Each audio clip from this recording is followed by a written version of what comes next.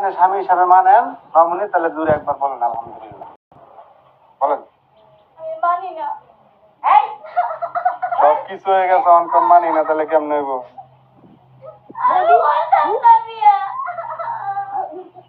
মারেন না, আর মারেন না। মেয়ের একে তো জোর করে বিয়ে দিতেছেন, বুড়া বুড়ার লাগে আবার মারতেছেন।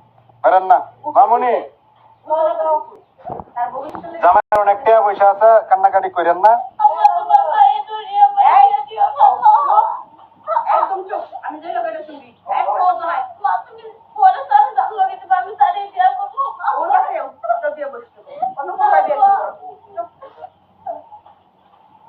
বলেন বলেন বলেন বলেন আলহামদুলিল্লাহ বলেন বলেন।